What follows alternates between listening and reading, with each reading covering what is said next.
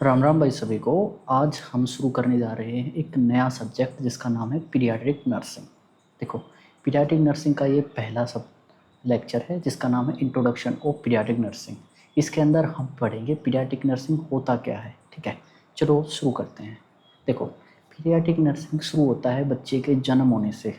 जैसे ही बच्चा पैदा होता है और जब तक कि वो 18 साल का एडल्ट नहीं हो जाता, कभी कभार ये एज 21 साल तक भी हो जाती है। जब तक कि वो कभी कभार 21 साल का नहीं होता तब तक वो पीडियाट्रिक नर्सिंग के अंदर काउंट होता है। ठीक है, ये चीज़ ये होती है पीडियाट्रिक नर्सिंग। ठीक है, तो अभी बात करते हैं इसके इंट्रोडक्शन के। देखो, पीडियाट्रिक्स एक पीडियाट्रिक वर्ड्स डिराइव हुआ है एक ग्रीक वर्ड से जिसका मतलब होता है हीलर ऑफ चाइल्ड। ठीक है, तो हम स्टार्ट करते हैं पीडियाट्रिक्स के। ठीक है, पीडियाट्रिक्स क्या है? एक ग्रीक वर्ड से है, एक ग्रीक वर्ड है जिसका मतलब होता है पीडियाट्रिक्स का हीलर ऑफ चाइल्ड।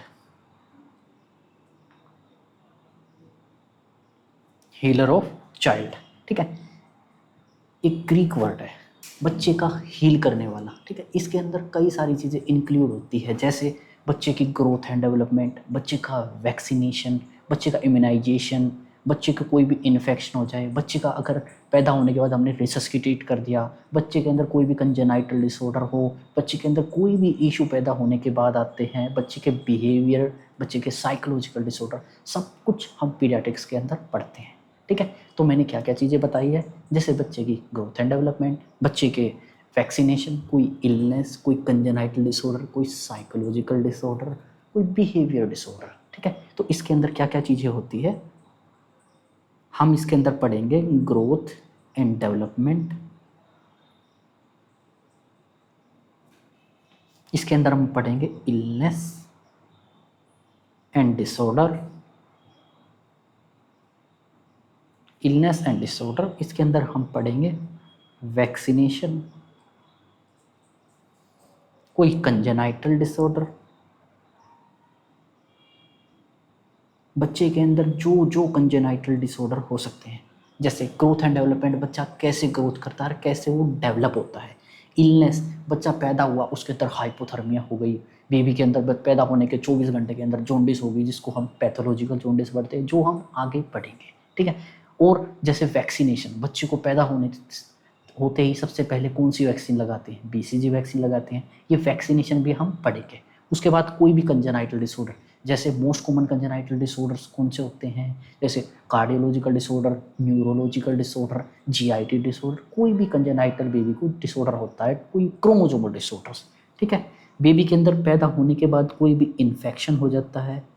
ठीक है, इन्फेक्शन के बाद कोई भी बिहेवियर और साइकोलॉजिकल डिसऑर्डर।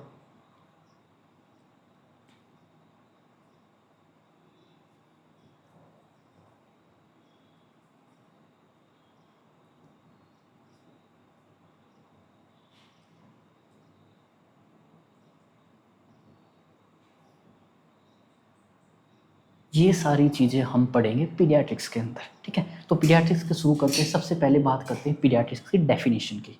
तो देखो, पीडियाट्रिक्स की डेफिनेशन तो लिख लेते हैं हम, पीडियाट्रिक्स की definition.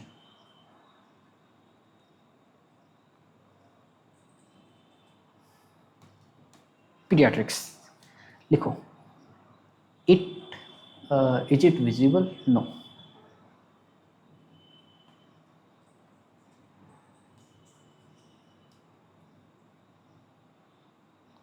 It is a branch of, it is a branch of medicine that deals with that deals with health and medical care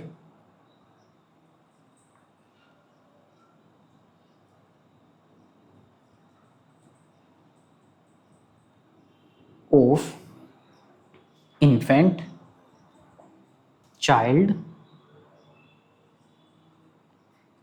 infant, child and adolescents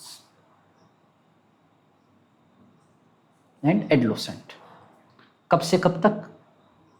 from birth to 18 years of life, या कभी कभी कुछ books के अंदर, कुछ sources के अंदर इस 18 को हम लिखते हैं अप टू 21 ईयर्स। ठीक है, ये होता है पीडियाट्रिक्स की डेफिनेशन। एक मेडिसिन की एक ब्रांच होती है जो डील करती है इन्फेंट से, चाइल्ड से और एडोलेसेंस के, बच्चे के पैदा होने से लेके 18 साल के होने तक, या कभी कभार कुछ सोर्सेज के अंदर इसको 21 साल तक भी काउंट किया जाता है। ठीक है, तो पीडियाट्रिक्स के अंदर पहली बात करते हैं कि who is the father of paediatrics. ठीक है, कभी कभार CHO टाइप के एग्जाम के अंदर आ जाता है who is the father of paediatrics.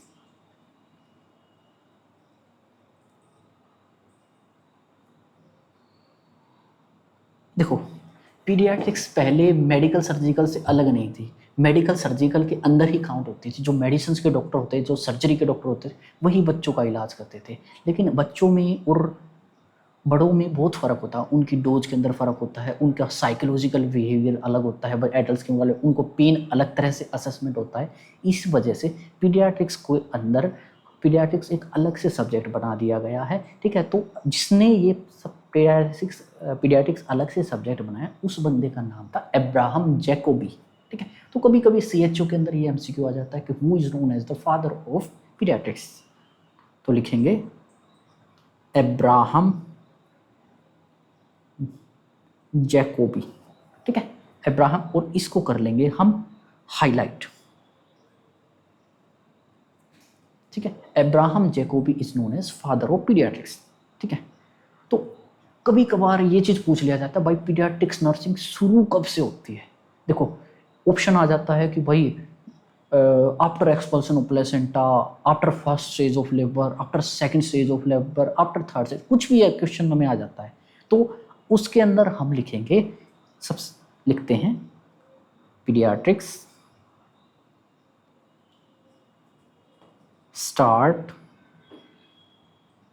Immediate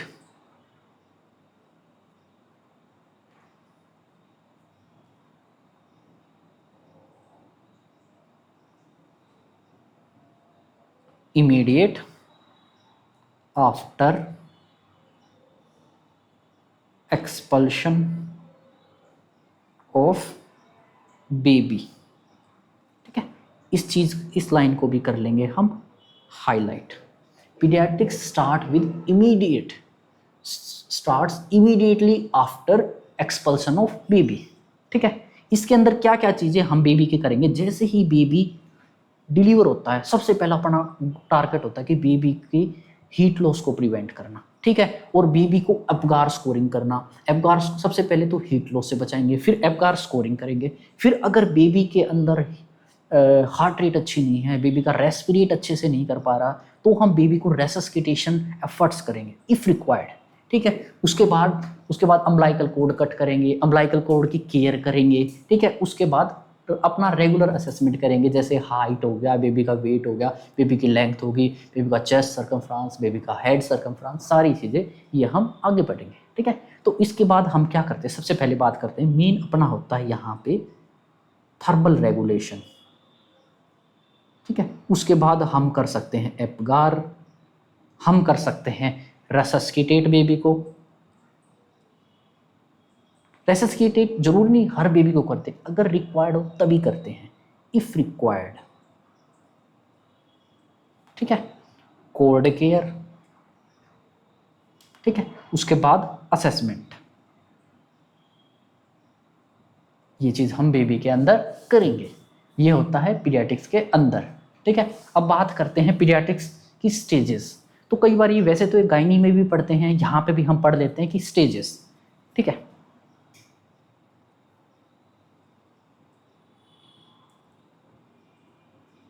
stages.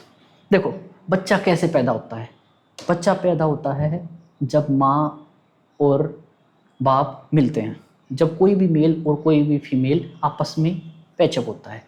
Patch up होता है यानी वो कभी भी मिलते हैं, वो मिल सकते हैं शादी के बाद भी मिल सकते हैं, कभी कभार पहले भी, आजकल ज़माना चेंज हो चुका, पहले भी मिल के भी बेबी प्रोड्यूस किया जा सकता है। ठीक है, तो मेरा कहने का मतलब है मेल से स्पर्म आ जाए और फीमेल से ओवम आ जाए, ठीक है, क्या मेल से स्पर्म फीमेल से ओवम, तब ये दोनों आपस में फर्टिलाइज होते हैं। तो फर्टिलाइज होने के बाद क्या चीज़ बनती है, क्या बनती है, जाइगोट बनता है। और जाइगोट जैसे जैसे डेवलप होता है वो फीटस के अंदर कन्वर्ट होता है, फीटस बेबी आखिर में डिलीवर हो जाता है। तो ये स्टेजेस होते हैं, कितने टाइम तक जाइगोट रहेगा, कितने टाइम तक एम्ब्रियो रहेगा और कितने टाइम तक वो फीटस रहेगा, ये चीज़ हम लिख लेते हैं। वैसे आपने नर्सिंग में पढ़ा ही होगा, गायनी के अंदर पढ़ा होगा ये चीज़, ठीक है। नहीं पढ़ा होगा तो एक बार रिकॉल कर लेंगे, ठीक है। जैसे स्टेज हम दो तरह से पढ़ेंगे, एक प्रीनेटल एक पोस्टनेटल। प्रीनेटल यानी बेबी जब माँ के पेट में है, उसके बाद पोस्टनेटल बेबी की डिलीवरी होने के बाद। सबसे पहले मैं बात करूंगा prenatal, prenatal stages.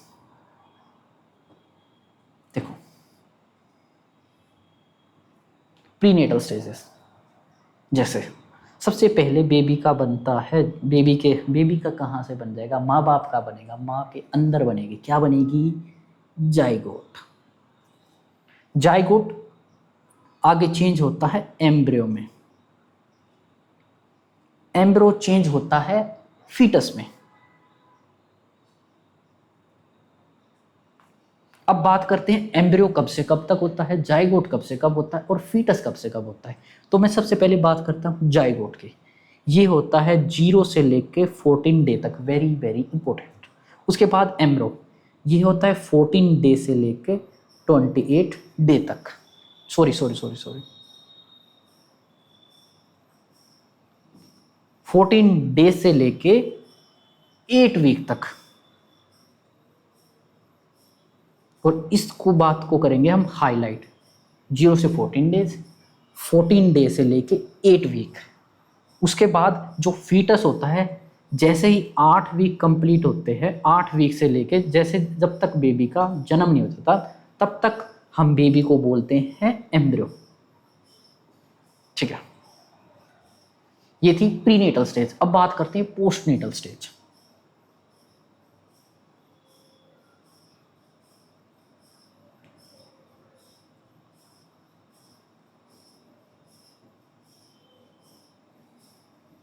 Postnatal stage, baby जैसे ही पैदा होता है तो उसको क्या बोलते हैं, नियोनेट बोलते हैं। नियोनेट के बाद उसको इन्फेंट बोलते हैं, इन्फेंट के बाद उसको टोडलर बोलते हैं, टोडलर के बाद उसको प्री स्कूलर बोलते हैं, स्कूलर के बाद उसको एडलोसेंट बोलते हैं, ठीक है। ये होता है पोस्टनेटल स्टेजेस ऑफ बेबी। तो बात करते हैं पोस्टनेटल के अंदर, सबसे पहले होता है नियोनेट। नियोनेट को भी दो टाइप से हम क्लासिफाई करते हैं। सबसे पहले होता है अर्ली नियोनेट, एक होता है लेट नियोनेट। जो अर्ली नियोनेट होता है ना, ये होता है 0 टू लेके 7 डेज, और लेट होता है 7 टू लेके 28 डेज, ठीक है। This is neonate. नियोनेट के बाद सेकंड इन्फेंट, ये होता है जैसे ही नियोनेट खत्म होता है स्टेज, उसके बाद इन्फेंट स्टेज स्टार्ट होती है। ये होती है अप टू 1 ईयर, यानी 28 डे से लेके 1 ईयर। जैसे ही इन्फेंट स्टेज खत्म होती है, बेबी के अंदर स्टेज शुरू होती है टोडलर की।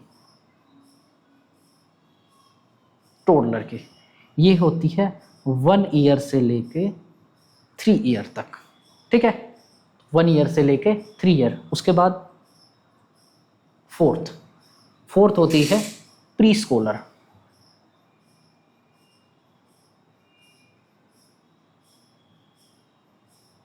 प्री स्कॉलर होती है 3 से लेके 6 ईयर तक।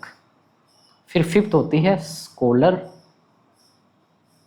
स्कॉलर एज होती है 6 से लेके 12 साल तक। और स्कॉलर के बाद होती है फाइनल स्टेज एडलोसेंट। अब एडलोसेंट को हमने 3 टाइप से क्लासिफाई किया गया है। जैसे एक होता है अर्ली एडलोसेंट, एक होता है मिड एडलोसेंट, एक होता है लेट एडलोसेंट। ये सारी चीज़ें होती है, ये सारी चीज़ें मैं बता रहा हूँ according to WHO। According to WHO के अकॉर्डिंग हमने एडलोसेंट को 3 टाइप से क्लासिफाई किया है। एक होता है अर्ली, एक होता है मिडल, एक होता है लेट। तो देखो जो एडोलेसेंट होता है ना, ये होता है 10 से लेके 19 साल तक। This is all according to WHO। According to WHO adolescent की एज होती है 10 से लेके 19 साल। और अर्ली मिडल और लेट एडोलेसेंट की एज बताते हैं। जो सबसे पहले अर्ली एडोलेसेंट ये होता है 10 से लेके 13 ईयर। मिडल एडोलेसेंट होता है 14 से लेके 16 ईयर। और जो लेट एडोलेसेंट होता है ये होता है 17 से लेके 19 ईयर। इस सारे के सारे स्टेज के अंदर सबसे इम्पोर्टेंट था आपके लिए एक तो इन्फेंट, एक टोडलर और एक एडोलेसेंट। इन तीनों की स्टेज आप याद रखोगे, इनके अंदर कितनी एज से कितनी एज तक हम एडोलेसेंट बोलेंगे, कब तक हम टोडलर बोलेंगे, कब तक हम इन्फेंट बोलेंगे। ठीक है, नोट सेट के अंदर ये वाला MCQ नहीं आता, लेकिन हो सकता है कोई CHO, ESIC, रेलवे, कोई स्टेट एग्जाम के अंदर ये चीज़ आ सकती है। ठीक है, ये था आपका इंट्रोडक्शन हो गया पीडियाट्रिक्स का ख़त्म। उसके बाद हम नेक्स्ट चैप्टर स्टार्ट करते हैं।